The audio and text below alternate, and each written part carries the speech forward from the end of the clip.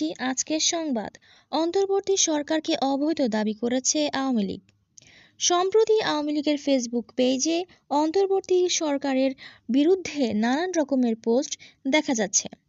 সেখানে বলা হয়েছে, সম্প্রতি যুক্তরাষ্ট্রের নিউ ইয়র্কে ক্লিনটন ফাউন্ডেশনের একটি অনুষ্ঠানে এই অবৈধ সরকারের প্রধান উপদেষ্টা ডক্টর ইউনূস বলেছেন, এই আন্দোলন একদিনে সৃষ্টি হয়নি, এর পিছনে দীর্ঘ পরিকল্পনা ছিল এবং এর মাস্টারমাইন্ড হিসেবেও একজনকে পরিচয় করে দিয়েছেন। তিনি বলেছেন, অনেকদিন পরিকল্পনার ফসল নাকি তার এই সরকার। এ থেকে স্পষ্টই বোঝা যাচ্ছে এটা ছাত্রদের কোটার আন্দোলন ছিল না। তাই সকল দাবি মেনে নেওয়ার পরও তারা পরিকল্পিতভাবে সারা দেশে অরাজকতা চালিয়েছে।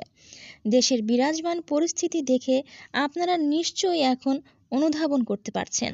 আপনারা বুঝতে পারছেন কেন সেন্ট মার্টিন দ্বীপকে সংরক্ষিত করে কার্যত জনগণের যাতায়াতের জন্য নিষেধাজ্ঞা দেওয়া হয়েছে, কেন পার্বত্য চট্টগ্রামে পরিকল্পিতভাবে একের পর এক সহিংসতা তৈরি করা হয়েছে।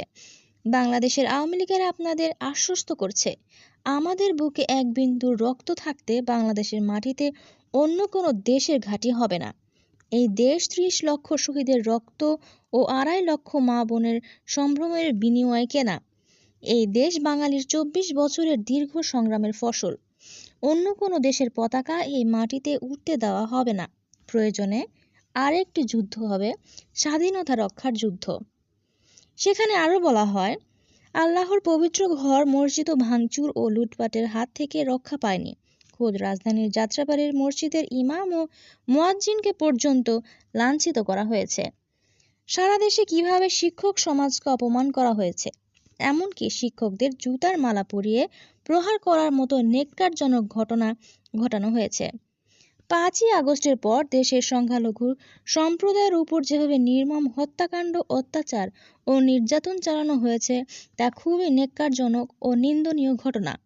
নির্বিচারে তাদের উপাসনালয়, ঘর বাড়ি ও ব্যবসা প্রতিষ্ঠান ধ্বংস করা হয়েছে। আরও একটি অরাজকর পরিস্থিতি তৈরি করে স্থিতিশীলতা রক্ষার নামের বাইরের কোন দেশকে বাংলাদেশের ঘাঁটি তৈরি করার সুযোগ করে দেয়া। ন্যায্য দাবি নিয়ে আন্দোলন করায় কতজন আনসার সদস্যকে হত্যা করা হয়েছে তা কোনো মিডিয়া প্রকাশ করতে সাহস পাচ্ছে না। সেখানে আরও বলা হয়, জাতি ধ্বংসের এই পরিস্থিতি চলতে দেয়া যায় না। প্রয়োজনে আরেকটি যুদ্ধ হবে, স্বাধীনতা রক্ষার যুদ্ধ।